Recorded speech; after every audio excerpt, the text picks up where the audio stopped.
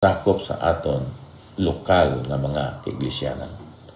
O kabay pa kung tani nga hindi lamang kita nagasinggit sang aton fundamentalism, sang aton pagkabiblianhon, aton mga panguna-una kag mga katudloanan, kundi nga kita fundamental biblianhon man, morality aton ipahayag dira sa kalibutan nga kita nagakabuhi nga butanan, matarong, Diyosnon, kag balaan sa sini nga kalibutan.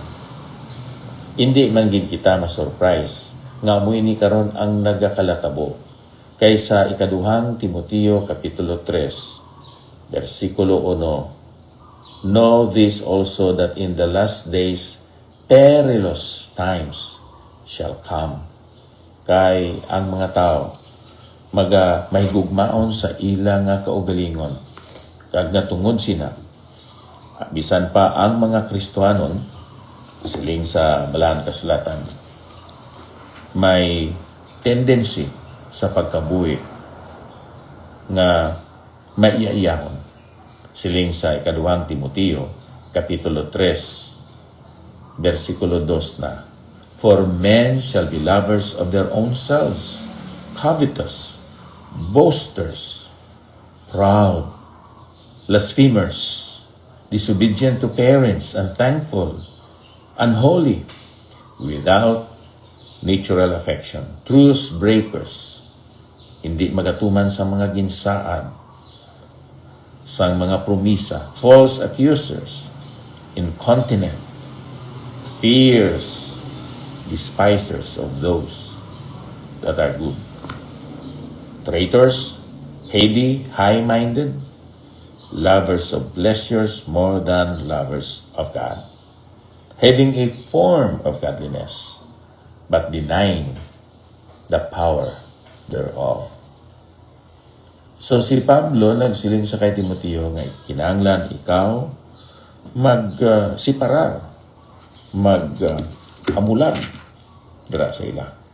Magpahain ikaw sa imo kaugalingon, agod ikaw hindi malapnan sang ila mga tinonto. Kabay pa kung tani ikaw abyan subong nga tumulo Kristohanon, nagasunod sa kay Kristo, maghandom ka magtingwa na maglikaw ikaw sa siningasay sang pagpangabuhi sa nagakaabot kita sa pagbalik sa atong dako nga Dios kag manluluwas nga si Ginoong Kristo. Dios nga balaan, amay namon salamat nga ikaw karon amon gin pahayag gintun-an namon ang imo pulong kag sa kapawa sang mga pagtulunan sa Balaang Kasulatan, ari na kami sa katapusan ng mga adlaw. Kabay pakuntani nga ang amon kabuhi nagatudlo bisan pa sa amon kilala sa amon nga mga kabataan nga kami may paglaom dira sa kay Kristo Jesus. Masubo kayo o Dios nga wala namon masugiran ang amon mga paryente sini nga mga kamatuoran. Agud nga mag-aaman sila sa ila kaugalingon sa pagsugata sa imo. Ubay kami sa amon nga mga paghambal, sa amon nga pagkabuhi, paggawi sa sini nga adlaw. Sa ngalan ni Ginoong Hesus. Amen. Abyan salamat gid sa imo nga pagsunod sining aton nga programa dira sa hinubaan nga gina-replay ining aton segment karon. Mayang aga dira sa inyo nga tanan, dira sa Kaliling Kawayan, dira sa Mulubulo Kawayan, dira sa Bantayan B, sa Daan Banwa, diri sa Tapi, sa Kamingawan. Salamat sa inyo nga pagpamati sa sining aton programa karon. Ang Dios magapakamayo sa inyo nga tanan.